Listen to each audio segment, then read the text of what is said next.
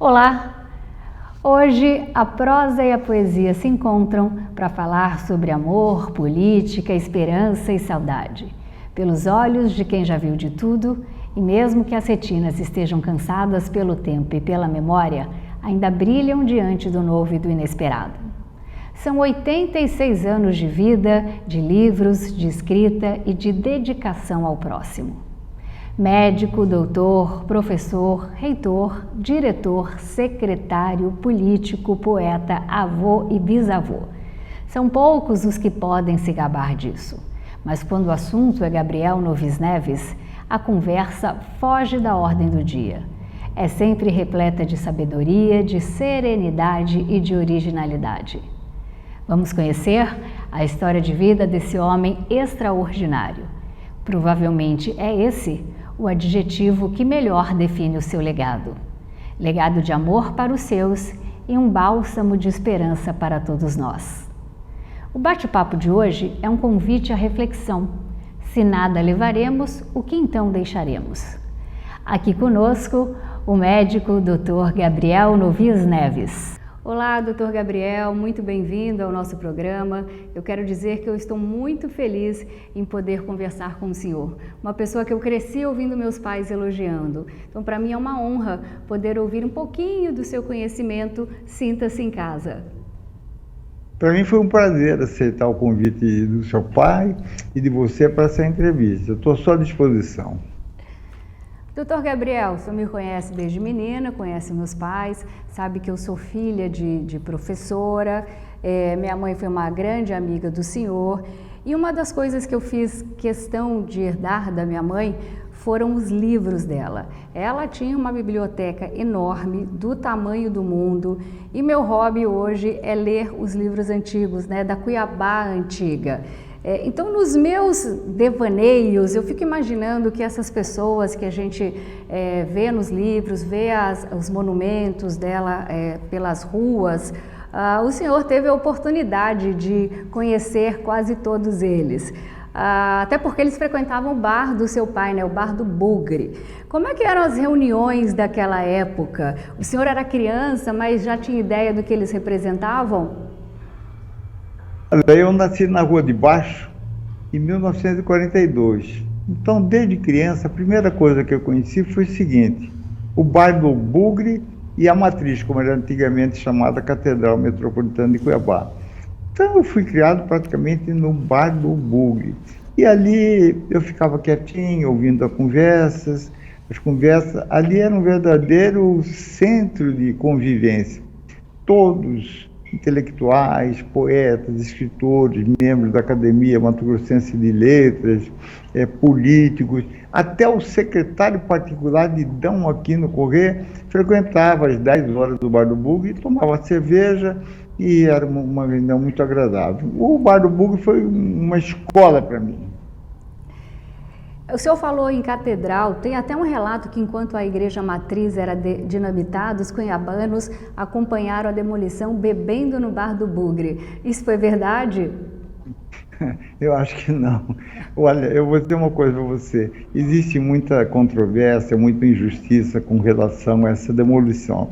Eu me lembro da velha catedral, e eu fui católico, fui afilhado de Crisma, de D. Aquino Corrêa, fui coroinha da Catedral Metropolitana, ajudei as missas importantes, como 1º de janeiro, missa do Natal, e ultimamente a catedral estava toda encostada, já tinha muitos ali altares que estavam isolados, os santos guardados, porque ela ia vir abaixo. Porque ali foi iniciada a construção, entendeu? Quando ali não era ainda a Praça da República, em frente à catedral. Antigamente em Cuiabá tinha largos. Então um dos lagos era esse, o outro lago era da Mandioca, e virou Praça Conde de Zambujo, que agora mudou de nome, né? Então, na época que era largo, foi uma igrejinha feita em precárias condições, né, de construção. Ali era terra batida e cascalho, não tinha cimento, não tinha ferro, não tinha concreto, não tinha nada disso, e ela estava caindo. E foi feita uma perícia por 3 engenheiros cuiabanos de Chapecruz, dos mais conceituados, inclusive um está vivo hoje com 95 anos de idade. E o parecer dele foi no sentido da demolição, porque senão ia ter um desastre muito grande, iam morrer os fiéis, e isso era uma coisa lastimável. Então foi demolida a catedral. Mas eu não sei, tem muita gente que não entendeu isso, e até hoje eles falam que o pessoal entendeu, não queria, porque a catedral primitiva não é essa que existe hoje, nem que foi demolida. A catedral primitiva era uma igrejinha pequena de uma torre. Agora é o seguinte, numa estrutura de uma torre, colocaram a outra torre, e depois foi ampliando as cores. A catedral cedeu e tinha que ser demolida. Então eu fico muito triste de ver tanta polêmica num assunto que foi decidido com tanto cuidado por gente tão importante, tão cuiabana, e que até hoje é motivo de chacota, de conversinhas, Eu não vi ninguém beber no dia da demolição, não. Pelo contrário, eu acho que esse pessoal tinha muito medo, inclusive, né? Da demolição, de ser machucado, etc. Tal, e houve um esvaziamento daquele local.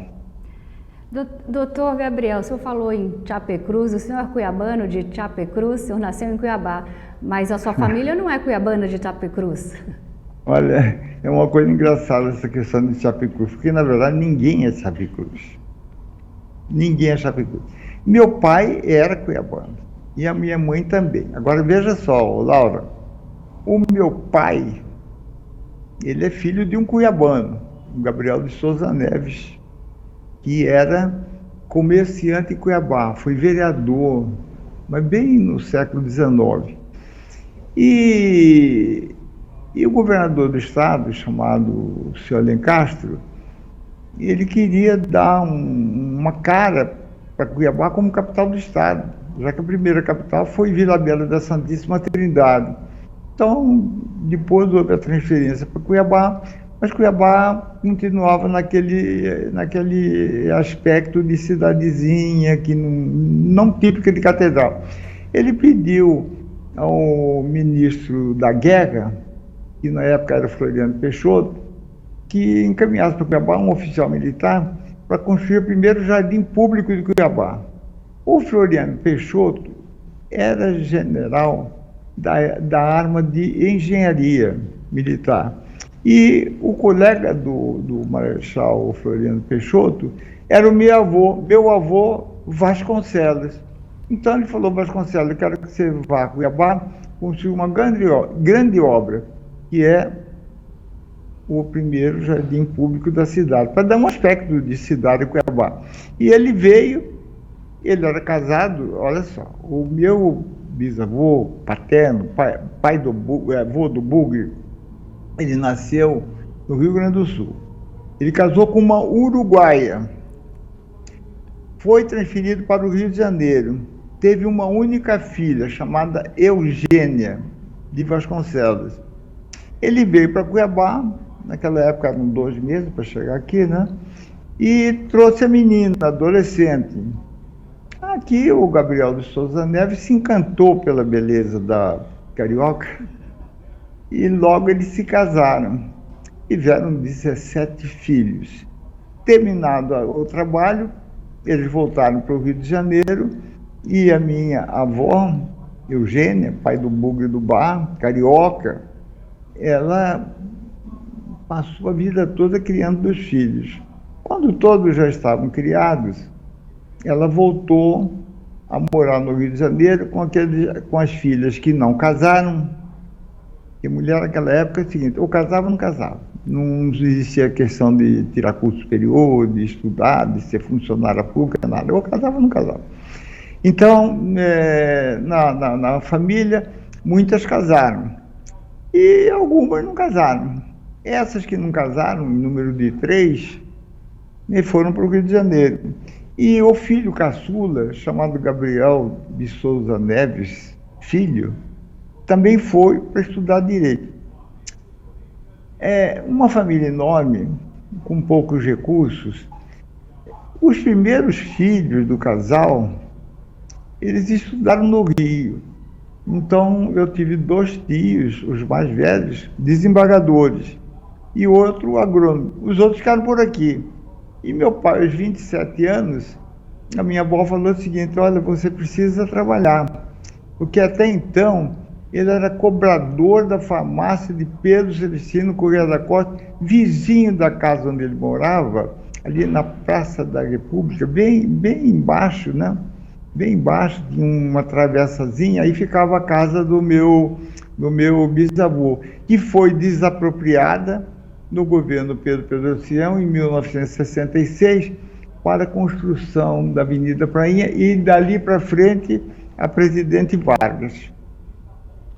Então, você vê o seguinte: o meu pai começou aos 27 anos e a minha avó, com as filhas que ajudavam na cozinha, ajudavam nos serviços domésticos, eles montaram, não um bar, mas uma lanchonete no barracão do cinema de Cuiabá. Não existia cine-teatro. Cine-teatro é de 1942. Meu pai abriu o bar em 1920. E o cinema de Cuiabá, precariamente existia, era num barracão. Então, conseguiu montar uma lanchonete ali, onde o pessoal tomava cerveja, salgadinho e tal, esperando a sessão começar. Depois os filmes interrompiam, rompia a fita, aquela coisa toda, e eles tomavam cerveja. E, por acaso, foi escolhido o dia 29 de junho como inauguração do bar. Mas o bar não, a cantina não tinha nome. E aí, o pessoal já meio entusiasmado pela cerveja, que era da fábrica de cerveja do meu avô Alberto Novis, aliás, do sogro do meu avô, Almeida, uma família muito rica, né?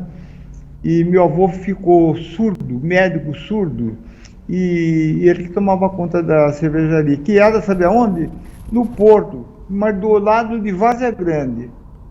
Várzea Grande, na época, era o 3º distrito de Cuiabá. Primeiro era o Porto, a cidade de Cuiabá terminava exatamente ali onde é o colégio, antes do Colégio das Irmãs, né? E ia até o Porto. Esse era o 2º distrito. Aí depois passava o Rio, era o 3º distrito. Bom, Doutor primeiro Gabriel, e segundo distrito. E aí misturou Chapecruz, então Chapecruz ninguém tem nada. Aí foi escolhido vários donos. O primeiro que surgiu foi aqui vai ser Bar São Pedro, porque isso aqui vai ser transformado em bar, aí bar de não sei o que lá. Aí um poeta da época falou assim: não, isso aqui vai ser bar moderno, porque estará sempre moderno. Só que o bar moderno era a coisa mais antiga, conservadora, que já existiu em Cuiabá. Mas aí eu sou Chapecruz desse lado, de gaúcho, uruguai e carioca. Agora, do lado da minha mãe é mais interessante ainda, porque na época da Guerra do Paraguai, Brasil com Paraguai, o governador de Mato Grosso pediu ao rei, era império, né, que mandasse auxílio aqui, porque Corumbá já tinha sido invadido e havia notícias que as tropas paraguaias já estavam aqui em Barão de Melgaço. Então, o imperador perguntou para o governador assim: mas quantos homens o senhor precisa? Ele falou: de nenhum. Homens eu tenho, eu preciso de um médico. E não tinha médico em Cuiabá. Aí ele arrumou médico onde? Na Marinha Imperial. Na Marinha Imperial tinha um médico, um capitão, um tenente médico, recém-entrado para a Marinha. Então, quem vai na guerra não é general nem coronel, é soldado, cabo, sargento, no máximo primeiro-tenente. Depois, o resto fica na retaguarda. Então, esse meu bisavô veio para Cuiabá, ele era médico. Aqui chegou, foi para a retomada de Corumbá, tem uma passagem dele muito bonita, no livro do Pedro Novisnev, meu irmão falecido, e ele conta como é que eles encontraram em Cuiabá, com mortos na rua, contaminação, aquela coisa toda. Ele ficou lá uns 2 meses. Depois ele retornou para Cuiabá. E naquela época, a notícia de Corumbá para Cuiabá demorava até 2 meses para chegar. Então, o governador aqui ficou sabendo que Corumbá tinha sido retomado após 2 meses. Já estava em mão dos brasileiros, mas ele só soube depois de 2 meses.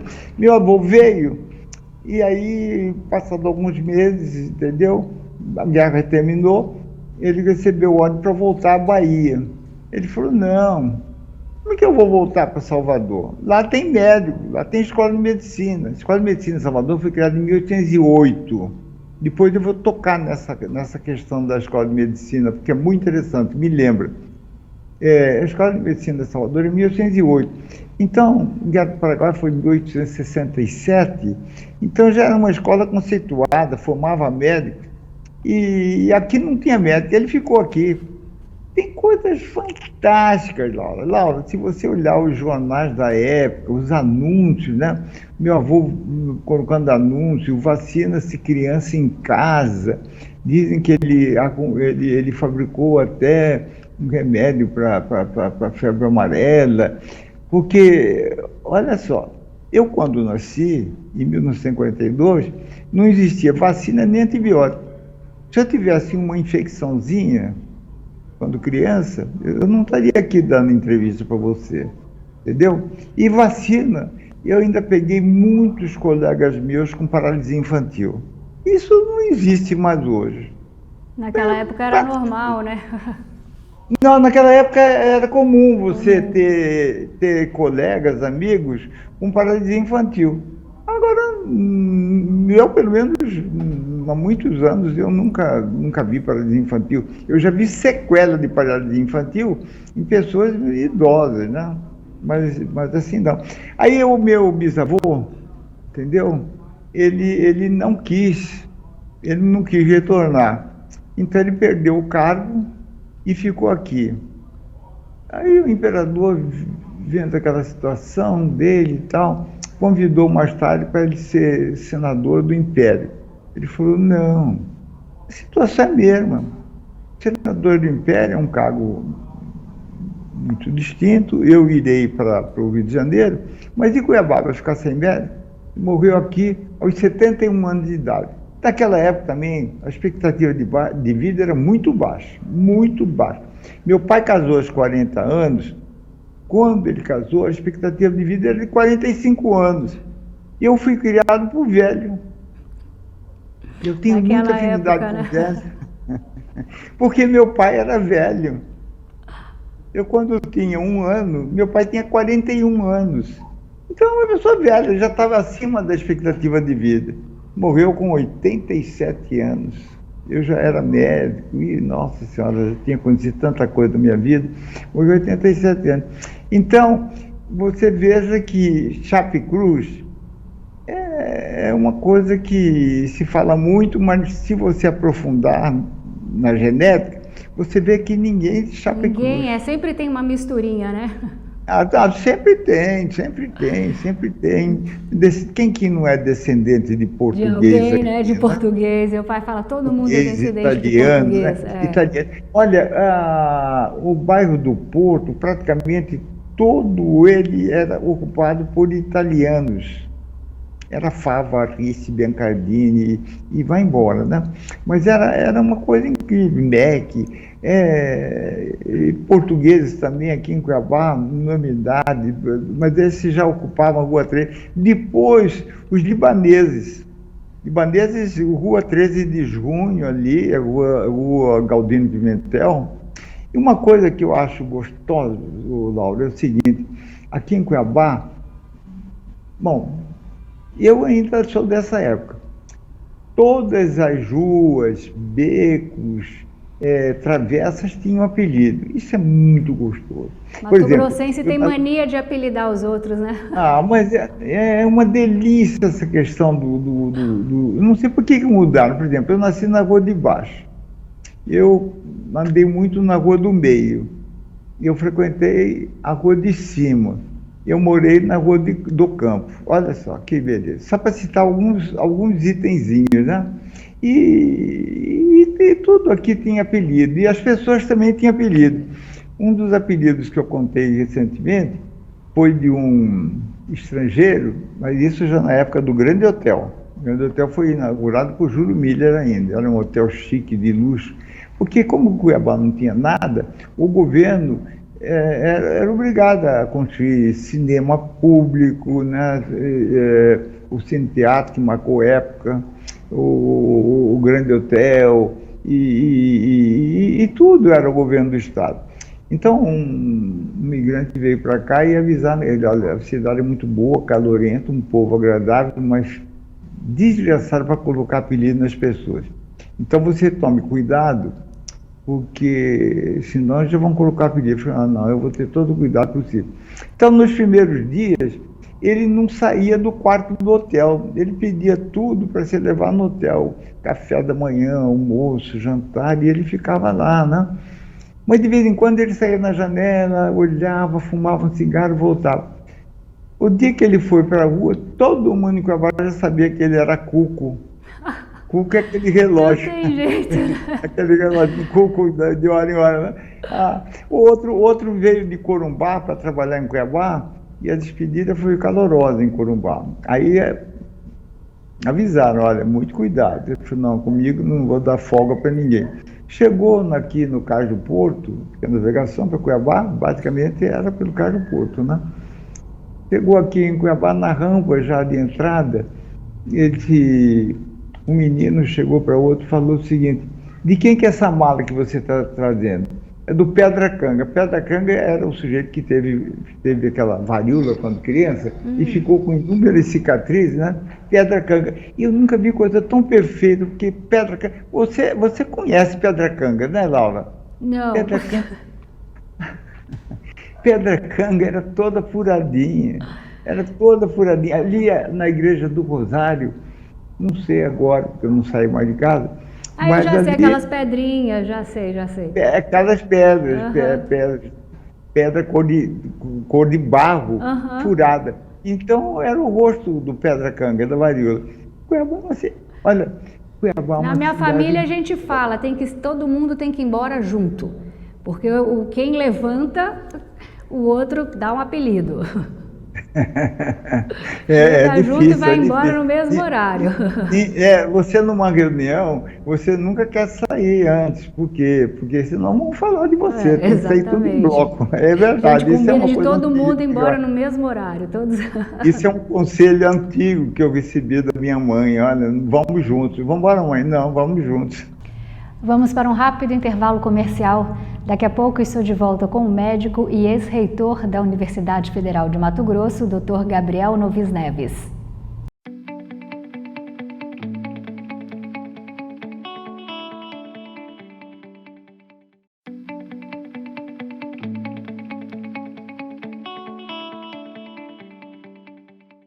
De volta com o programa Laura Campos Entrevista. Hoje eu estou recebendo um grande amigo dos meus pais e que exerceu diversos cargos públicos em Mato Grosso. Foi secretário de Educação, chefe da Casa Civil, secretário de Saúde. Eu converso com o Dr. Gabriel Novis Neves. Doutor Gabriel, no bloco anterior o senhor estava falando sobre o seu pai, médico, sua família que veio aqui. O senhor também foi estudar, o senhor também é médico e foi estudar medicina no Rio de Janeiro. Conta pra gente quem era o menino Gabriel e por que ele escolheu fazer medicina. Eu sei que é de família, se não me engano, vocês já estão na 7ª geração, né? Mas naquela época era muito difícil sair daqui de Cuiabá e ir para o Rio de Janeiro. E as pessoas não têm ideia do quão difícil era isso. Conta pra gente quem é o Dr. Gabriel Novis e compartilha esse conhecimento, esse momento seu conosco. Ô, Laura, eu nasci de parto normal, em casa, uma casa pequenininha, na rua de baixo, feito não por parteira, mas por doutor Epaminondas. A minha mãe sempre dizia o seguinte: dos 9 filhos que eu tive, o melhor, o mais comportado foi o Gabriel, porque ele nasceu sem chorar, quietinho, foi obrigado a levar umas palmadas na bunda, de cabeça para baixo, para poder chorar. Eu nasci em morte aparente, eu ia morrer, entendeu? Porque além de ser o primeiro filho, né, o parto foi mais difícil, demorou mais tempo. Os outros, meu pai já estava prático, ele fazia. Então, quando eu via de madrugada em casa barulho da cozinha, com banheira, com chaleira fervendo água, etc., meu pai no quintal furando buraco, eu já sabia que ia nascer gente. Sendo que a minha irmã caçula, que tem 68 anos, ela deve estar zangada de eu falar a idade dela, mas na minha idade tudo é possível. Ela quando mamãe entrou em trabalho de parto, eu estava passando férias de Cuiabá, mas eu já estudava medicina no Rio. E aí meu pai falou assim: Gabriel, o doutor Epaminondas viajou, vê se chama doutor Luiz Alves Correia. E eu fui a pé. Meu pai nunca teve carro. E eu só tive um carro velho depois de 5 anos de formado. Eu saí correndo de madrugada, fui à casa do Dr. Luiz Alves, que ele morava no Sobradinho, gritei por ele saiu na janela e falei: olha, é urgente lá em casa. Quando ele chegou, a criança já tinha nascido. Meu pai tinha feito o parto, entendeu? Mas eu nasci na Rua de Baixo e fui criado naquele centro histórico de Cuiabá, que hoje não existe mais e é até perigoso frequentar. E aprendi muita coisa no bar e na casa do meu avô, que era médico. Meu avô, ele ficou surdo muito cedo e ele exercia a medicina e estudou na Bahia. E quando ele ficou surdo, ele foi com a minha avó, a mãe da minha mãe, minha avó Nharinha, ele foi para a Europa procurar auxílio médico, pois ele estava surdo, né? Aí procurou e lá foi decretado que não tinha cura, a surdez dele era irreversível. Só que ele aproveitou para consultar com o Dr. Pinar. Dr. Pinar, as mulheres antigas, elas vão lembrar, era aquele estetoscópio de madeira ou de metal que a gente colocava em cima da barriga da gestante para ouvir o batimento cardíaco. Hoje é ultrassom, ninguém mais coloca estetoscópio de madeira, né? E o doutor Pinar examinou e falou assim: vocês vieram de Cuiabá? Aí foi lá no mapa mundi, e falou assim: vocês vão sair daqui de navio, descer o Atlântico, ir até na Bacia do Prata, subir o Paraguai, chegar em Corumbá, de Corumbá pegar uma navegação menor para ir a Cuiabá. Viaja amanhã, mas eu não garanto que chegará em Cuiabá. Essa criança vai nascer no caminho. Minha mãe nasceu em Santo Antônio de Levergé, na usina do Itaici, que era dos avós dela. Olha, ela não é cuiabana. A minha mãe nasceu na usina do Itaici, por esse fator, né? Mas então eu tive 2 escolas. A casa do meu avô, que com 6 anos nós fomos morar com ele, porque o meu irmão número 4, que é médico pediatra, chama-se Inon, ele tem 81 anos, está aposentado, mora no Rio de Janeiro, tem saúde. Ele era um menino que nasceu e não desenvolvia. Era pequenino, eu acho que ele nasceu empelicado, uma coisa desse tipo. Naquela época não tinha recurso, não tinha nada, né? A gente só sabia na hora do nascimento. E meu avô passava na casa da minha mãe, ele ia a cavalo, e E examinando a criança, ele falou: olha, mudem para minha casa. As casas antigas de Cuiabá, Laura, eram todas elas tinham sobrados. Aqueles sobradões antigos de Cuiabá, no centro histórico ainda existe isso. Né? Casa de Dona Balbina, Casa Orlando, casa do meu avô que virou estacionamento, né? Elas tinham sobrado. Depois passaram a não ter mais sobrado. E nós ficamos no sobrado, e eu com 6 anos ali, meu avô já velho, dia inteiro era uma jogatina, porque meu avô ficou viúvo 2 vezes. E ele quis casar pela 3ª vez, e aí a namoradinha dele da época de estudante de medicina na Bahia falou: Alberto, agora, antigamente eu não me casei por causa da minha mãe. Minha mãe já estava idosa, ia ser difícil ir para Cuiabá. Aí quando você ficou viúva a primeira vez, a minha mãe já estava mais idosa. Aí quando a mãe dela morreu, meu avô, já bem velho, ele foi para a Bahia pedir pela última vez para ela casar com ele. Ele falou: Alberto, agora nós aqui estamos velhos, precisamos de cuidados especiais. E não se casaram. E meu avô não chegou a Cuiabá, não. Ele morreu no Rio de Janeiro, de edema agudo de pulmão, e eu fui o médico, já tinha 2 anos de formado, que eu atendi. Ele morreu comigo, eu aplicando uma injeção na veia dele. Mas ele morreu... Meu avô não chegou a Cuiabá, ele morreu no Rio de Janeiro. Mas aí o meu avô, a casa dele era um cassino. Ele tinha um consultório na frente, atendia, ajudei muita cirurgia, de operação de amígdala, de adenoide, mas a grande incidência de procura do consultório do meu avô é exatamente corpo estranho. Então era espinha de piraputanga, era caroço de feijão que a criança enfiava no ouvido, aí já estava brotando, aí que sentia dores, procurava a mãe, aí a mãe levava no meu avô pinçava, tirava. Nas cirurgias de amígdala era por esmagamento, não tinha cirurgia geral, não tinha nada. Eu geralmente sentava na cadeira, punha o guri comigo, segurava e meu avô abria a boca da criança, operava e a mãe levava direto para casa. E ele falava: você vê como a operação é simples? A criança nem sentiu dor. Claro, ele era surdo, não ouvia, mas a criança mas a criança berrava o tempo todo, eu que sei, né?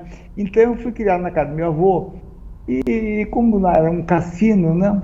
Desde cedo já tinha gente jogando xadrez. Quem que jogava xadrez naquela época, meu avô? Um parente dele chamado, médico, aposentado, velho também, chamado Jonas Corrêa da Costa. Deixou uma descendência muito grande aqui em Cuiabá. Outro era o doutor Porciúncula, outro era o doutor Lima Avelino, pai da Mariette. Doutor Lima Avelino, mulher do Lima Avelino, que trouxe a Maria Lígia para Cuiabá, os pais dela, e ela ficou aqui, hoje é cuiabana, de Chapecruz, né? Era o Caio Correia, e essa turma toda ia para lá, e tinham vários tabuleiros. E meu avô sempre pedia para mim o seguinte: senta aqui para ver o jogo. E eu ficava sentado lá. Eu não era alfabetizado, naquela época não tinha questão de pré-escola, de coordenação motora, de teste psicológico, não tinha nada. Chegava um dia, minha mãe me aprontou e falou: olha, você saia daqui da rua de baixo, direção reta, vai cair numa praça. Nessa praça tem uma escola, a Escola Modelo Barão de Melgaço, entendeu? E eu não sabia nada, não sabia fazer um A, um B, não sabia nada, e nem estava preocupado, e nem sabia que era para estar preocupado, e nem meus pais também. E aí, por sorte minha, o meu avô me ensinou a jogar xadrez. Quando ele me treinou bastante e viu que eu já estava sabendo os fundamentos, ele chegou um dia e falou para o Jonas Corrêa da Costa: joga com esse menino aqui. O doutor Júnior falou, ó, eu não vou jogar não, deboche eu jogar com um menino desse de 6 anos. Ele falou, não, joga com ele. Eu joguei, eu não sei se o doutor Jonas entregou, eu sei que eu ganhei a partida, né? Anos depois eu estava em casa, antes de ir para o Rio ainda, já na Barão do Melgaço, na Rua do Campo, e alguém bateu palma, porque naquela época batia palma, né? Batia palma. Bateu palma na escola, nas portas, minha mãe atendeu e falou, é aqui que tem um menino chamado Gabriel, que joga xadrez? Ele falou, eu queria falar com ele. Pode. Gabriel, aqui tem um senhor que quer falar com você. Aí eu fui lá, ele falou, você joga xadrez? Eu falei, jogo. Você tem o tabuleiro aí? Tenho. Levei ele para a sala, coloquei no tabuleiro.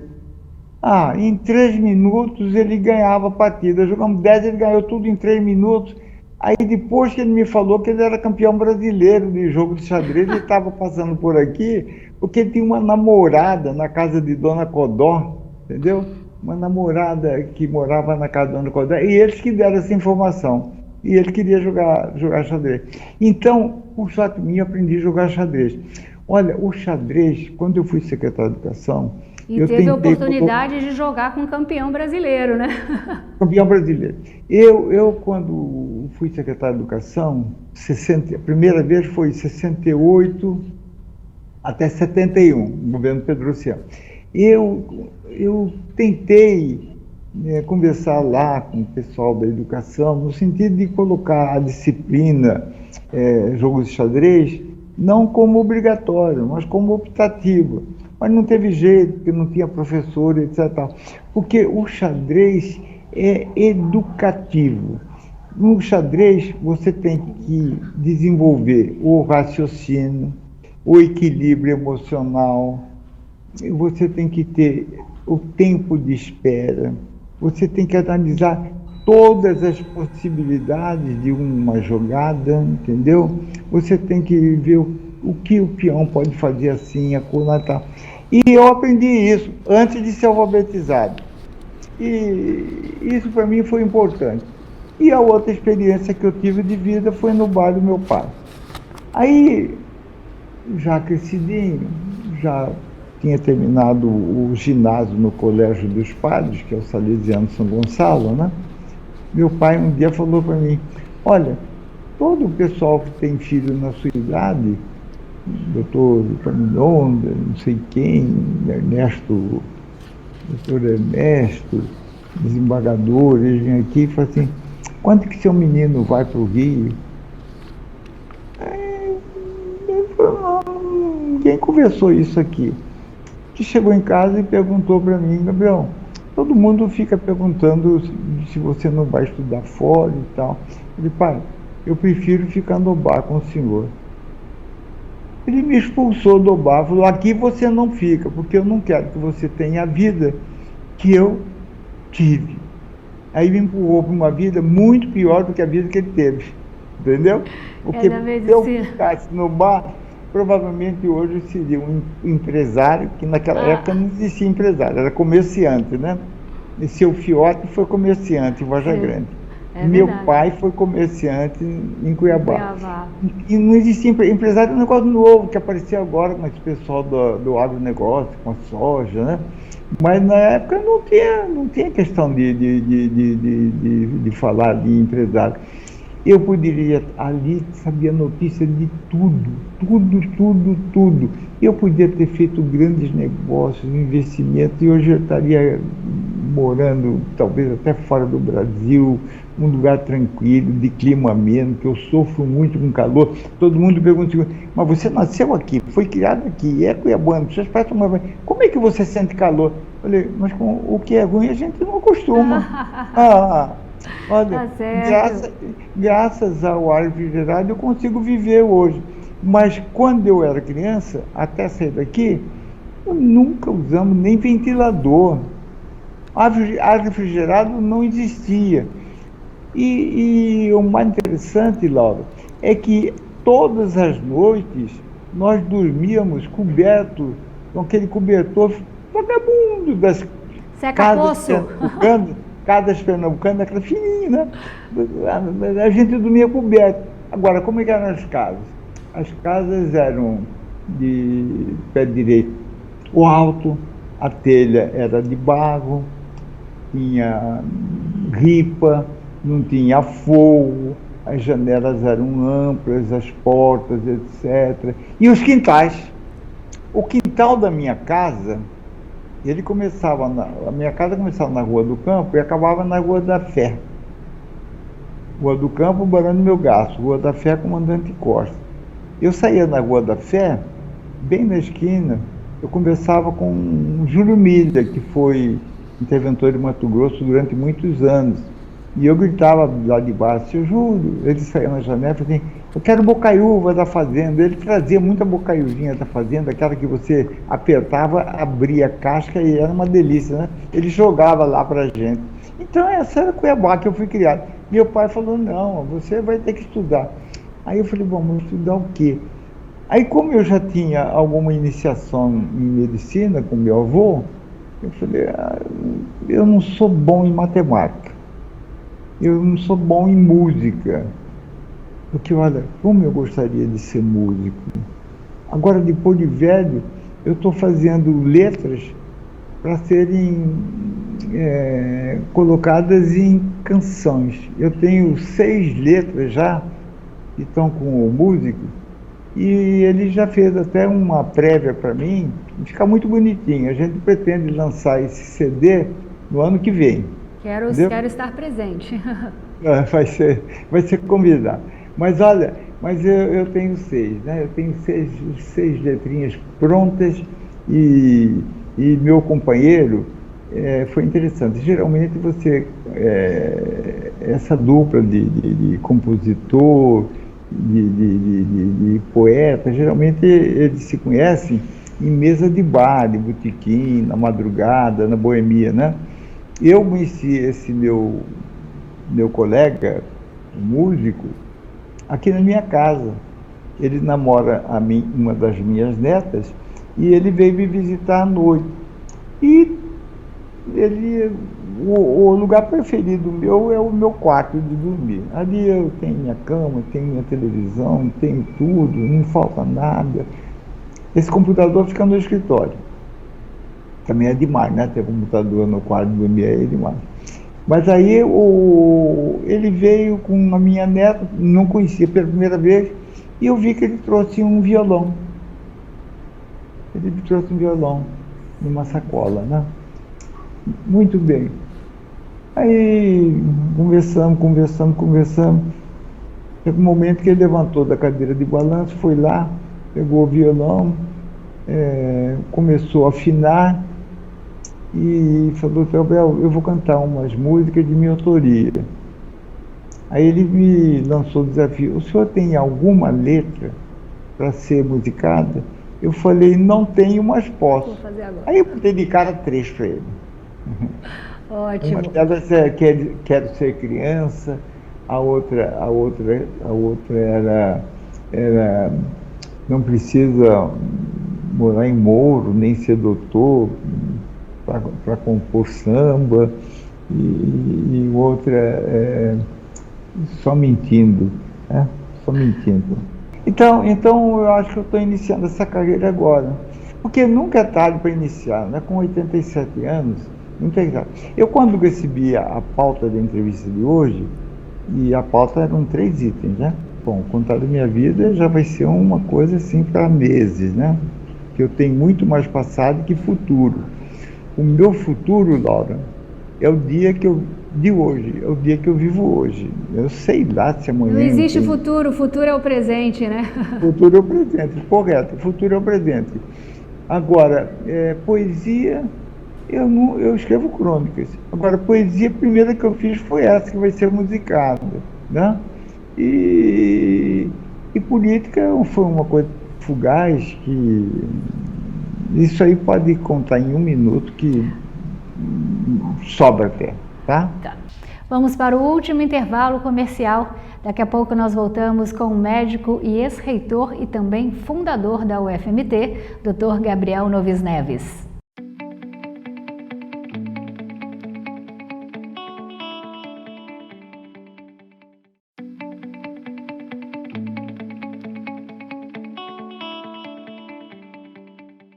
De volta com o último bloco desta entrevista com o professor e médico aposentado, que hoje dedica seu tempo aos estudos sobre a situação do mundo, Dr. Gabriel Novis Neves.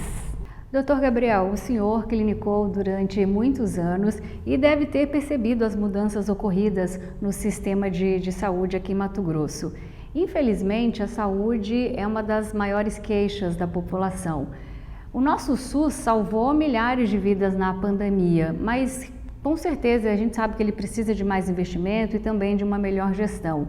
O senhor foi secretário de saúde no governo do meu pai, no governo do Júlio Campos, e deixou um enorme legado, que foi ter projetado e iniciado a construção do Hospital Central de Cuiabá e que só agora está sendo concluído pelo governador Mauro Mendes. Como é que o senhor se sente ao ver que, enfim, 40 anos depois, a sementinha que o senhor plantou está sendo concretizada? Laura, a medicina que eu aprendi na escola, essa não existe mais. Nada daquilo que eu aprendi na escola. Agora, com relação à saúde pública, quando eu fui secretário no governo do seu pai, ele não existia o SUS ainda. Mas estava sendo implantado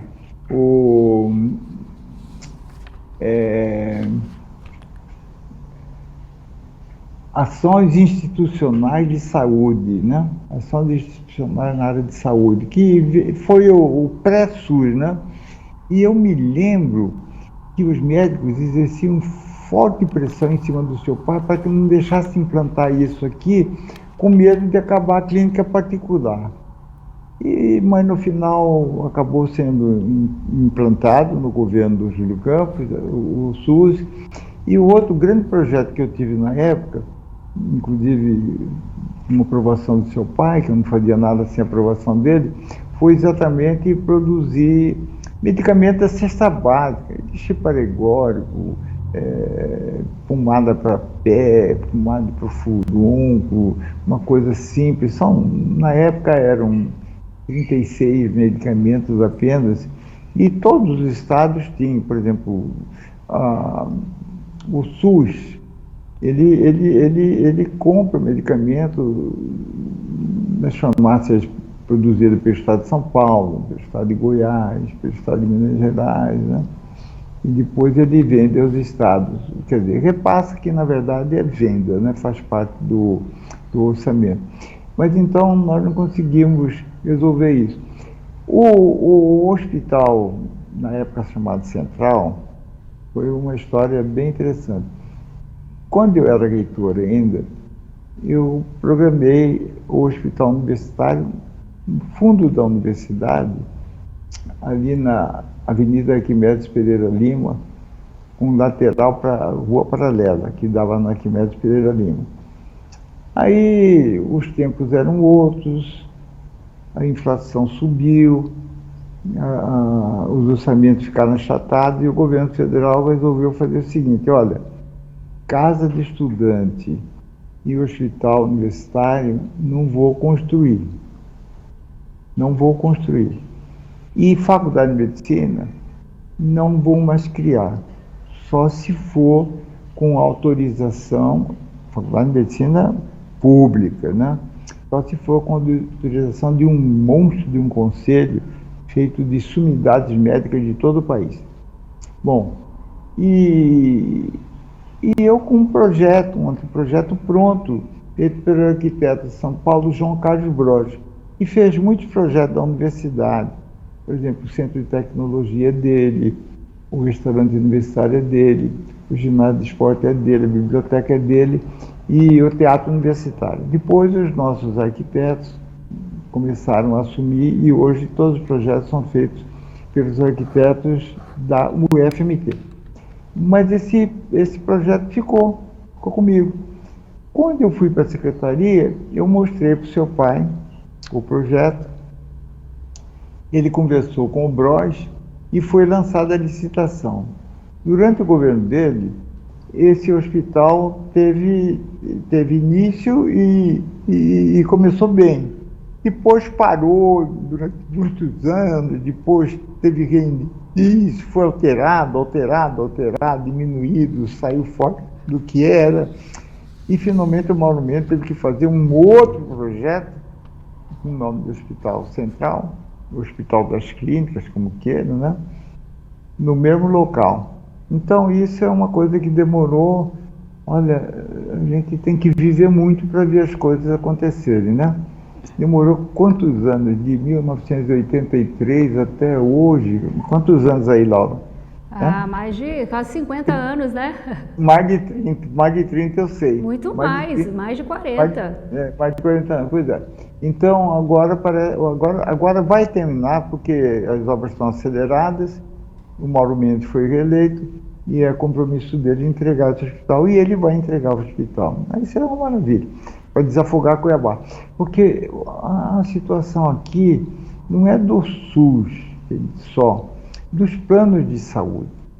Essa semana eu fiquei sabendo que o Hospital Santa Rosa, que hoje pertence a um grupo de Brasília, não vai mais atender gestantes, porque eles queriam uma tabela um pouquinho melhor do plano de saúde que domina Cuiabá. E o plano de saúde não deu, vetou. Então, eles avisaram que estão saindo e eles vão ficar sem. O Hospital São Mateus, né? Ele também não tem mais, não atende mais gestantes. Então ficou a Fêmea, o Jardim Cuiabá, atende pouca coisa, a Mecor não atende, aí aquele pessoal de Unimed Fácil vai para o Santa Helena. O Hospital Universitário Júlio Miller é o hospital referência para obstetrícia, então não é porta aberta, é só para os casos muito complicados e graves. E o Hospital Geral, que atendia todo mundo de Cuiabá, eu trabalhei lá durante 40 anos, eu nunca vi, nunca autorizei, não tive notícia de uma gestante chegar em trabalho de parto e falar, olha, aqui não tem vaga. Não, sempre tinha. Você chegava de manhã para fazer visita nas enfermarias de obstetrícia, você via assim as camas unidas e 3 mulheres em 2 camas. Eu sei que acomodava todo mundo. Chegou num ponto que a população de Vargem Grande era minoria, porque todo mundo de Vargem Grande nascia em Cuiabá. Você morava em Vargem Grande, né? Mas nasci em Cuiabá. Pois é todo no mundo. Hospital Geral. No Hospital Geral, pois é, todo mundo que nascia em Vargem Grande, foi assim, natural de Cuiabá, Mato Grosso. Então, na época das eleições, era um negócio, porque o número de eleitores era muito superior ao número de pacientes nascidos na cidade, né? E a situação de saúde é precária, porque saúde é investimento. Saúde significa dinheiro. Custa caro. Olha, eu considero o Brasil hoje um dos 3 países mais importantes na medicina. Olha, no Brasil, você não precisa sair do Brasil, de São Paulo, do Rio de Janeiro, para fazer nenhum procedimento fora do Brasil. Antigamente a gente saía para fazer ponte de safena, para fazer isso aqui. Hoje não precisa mais. Mas aí é o seguinte, quem é que pode pagar um hospital em São Paulo? Quem é que pode? É caríssimo. Eu, ano passado, tinha tomado já 3 doses da vacina e peguei a Covid. Era isso que eu ia falar com o senhor e agora. Naquela época... E ficou internado, né? Porque agora não vale mais. Eu tive que sair daqui numa manhã, fazer uso de uma medicação americana, que tinha sido liberada meses antes, e o único hospital que podia aplicar era o Albert Einstein. Muito bem. Cheguei no Albert Einstein e apliquei. No outro dia eu voltei para Cuiabá. Eu gastei 26 mil reais. Foi para lá só para aplicar o remédio? E a Unimed não reembolsa. Então você vê o seguinte, é difícil, né? você tem que ter reserva, tem que ter muita coisa para conseguir uma coisa desse tipo. Mas a medicina do Brasil é excelente. E em Cuiabá também, nós fazemos uma medicina de qualidade. Acontece que muitos médicos já não estão mais atendendo plano de saúde, muito menos SUS. Aí o problema é sério. Então, saúde é problema de investimento.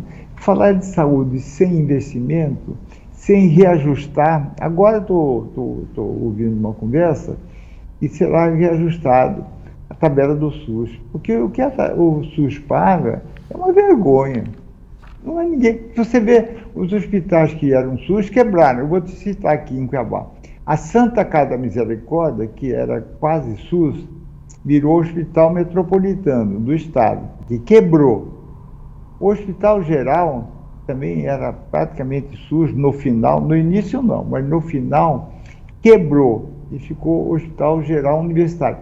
Inclusive, Laura, agora, no dia 21, não sei, daqui a uns dias eu recebi o convite, vai ser inaugurada a nova fachada do prédio. Você já viu a nova fachada? Não vi. Pelo que eu vi pelo layout do convite, é outra coisa. Virou um outro hospital, lindo, moderno. Porque aquilo começou muito antes de 1940, depois com Júlio Milha, né? Ele teve um impulso, aí parou durante muito tempo, aí ficava um pedacinho funcionando como maternidade, e aí a mulher do Pedro Oceano, Dona Maria Aparecida, que está viva, tem 88 anos, ela engravidou em Alto Araguaia e o Pedro Oceano ficou numa dúvida. Ele era muito novo na época, 37 anos. Falou, olha, se eu for para Campo Grande ter esse filho, o pessoal do Cuiabá não vai me perdoar. Politicamente, para mim, não é uma boa coisa. Eu vou desgostar todo o cuiabano. Para Campo Grande, não. Vai ser prestigiado. Mas se eu for para São Paulo, aí Campo Grande, o Sul e o Norte vão ser contra mim. E ele foi operado, a Dona Aparecida foi operado no Hospital Geral, de manhã, à noite veio para a residência, foi montado um mini hospital ali, com enfermeira, com médico, com tudo, e o Pedrinho está aí vivo, são e salvo, Dona Aparecida também. Mas o Hospital Geral hoje, com essa repaginação, ficou um hospital moderno, muito bonito. Eu estou doido para passar por lá para ver a estrutura.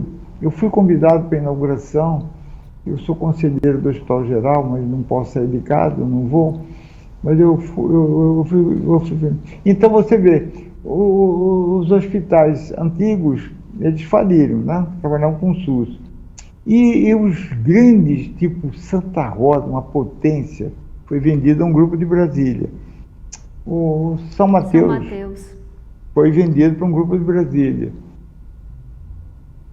E há sempre boatos, né, que este ou aquele hospital também seria vendido, e no final vai acabar sendo vendido, porque o custo operacional é alto. Eu fui diretor durante muitos anos de um hospital aqui que eu era sócio proprietário. Olha, era difícil fechar as contas, muito difícil fechar as contas. Melhorou um pouquinho com a abertura das UTIs. Com a abertura das UTIs ficou um pouquinho melhor, mas assim mesmo é difícil. Porque Doutor Gabriel, o hospital custa caro. O senhor é a favor de privatizar mais ou de estatizar? Olha, eu sou a favor de recursos para a saúde. Agora, como que seria feito isso, eu não sei. Porque você privatiza e aí a população que necessita não tem condição de chegar lá. Vamos falar um pouquinho de Covid, doutor Gabriel. O senhor mesmo acabou de citar que, mesmo tomando as 3 doses, o senhor pegou a Covid, teve que ir a São Paulo para tomar o remédio, voltou. E eu também peguei a Covid e mudou um pouco a minha vida, eu refleti bastante. Eu acredito que o senhor não tenha sido diferente, porque todas as pessoas que eu conheço falam que depois da Covid alguma coisa mudou. Eu queria saber que lição o senhor tomou para si como médico, doutor Gabriel, e como paciente, Gabriel. Não, olha, não mudou nada comigo com o Covid. Pelo seguinte, eu tomei 3 doses, tive essa Covid. Esse medicamento que eu tomei, eu sabia que não era para curar a Covid, era para evitar complicações da Covid. Este ano, você, se tiver a mesma situação minha do ano passado, esse remédio já saiu, porque a Covid, ela já se multiplicou e geneticamente, e hoje não é mais o mesmo vírus, ele já está modificado. Então essa injeção não existe mais para evitar complicações. O dia que sair a 4ª dose, eu sou o primeiro da fila. Eu vou tomar. Eu acredito que a vacina que resolveu o nosso problema. Agora, eu não sei quando é que será a 4ª dose. Hoje está todo mundo sem máscaras. Em alguns locais com máscara. E o que eu notei, Laura, interessante, foi que no dia da votação, eu fui numa sessão que tinha muita gente, muitos eleitores.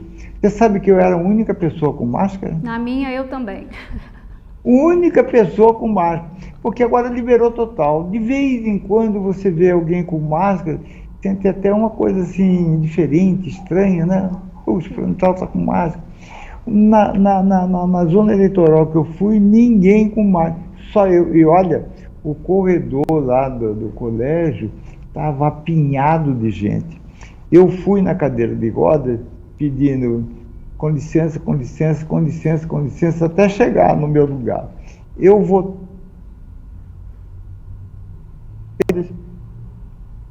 Os fiscais que estavam lá, devido à minha idade, né? Cabeça branca às vezes resolve. Tem suas prioridades. E no retorno daquele corredor que estava fechado, eu só falava por favor, por favor, por favor, até chegar no final. Mas eu não tive assim, trauma de Covid, não.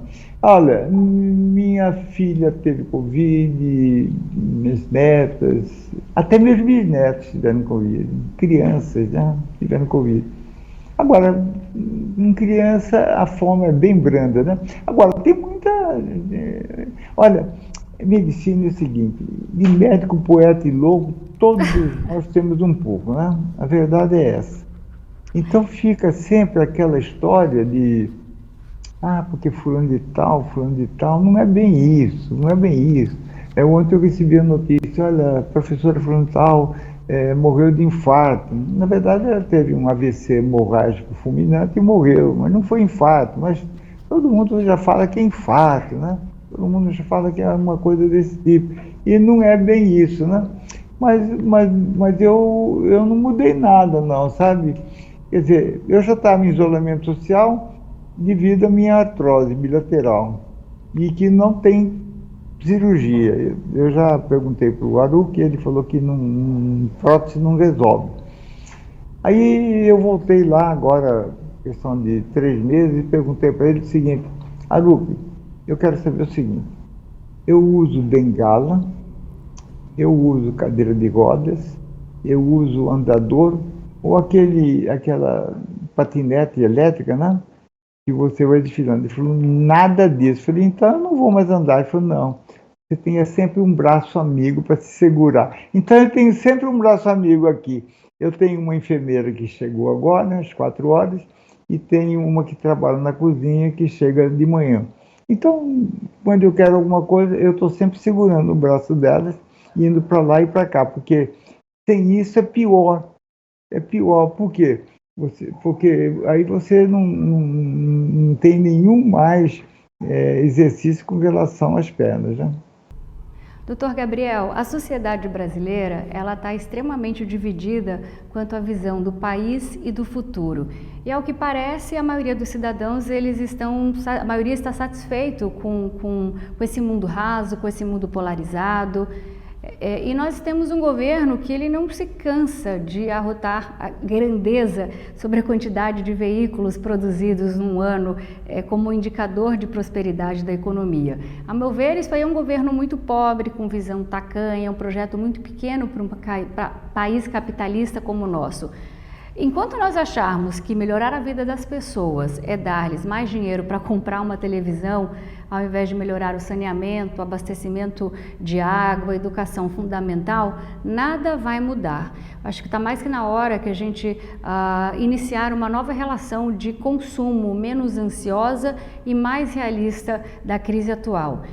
Como o senhor mesmo diz, se a felicidade tem muitos caminhos, que caminhos nós temos que tomar? Qual caminho o senhor recomenda? Laura, a bipolarização sempre existiu. Desde que eu me entendo por gente, tem polarização. Antigamente era entre PSD e UDN. No período militar era Arena e PMDB. Agora há essa polarização entre Bolsonaro e Lula. Então a bipolarização não é novidade para nós.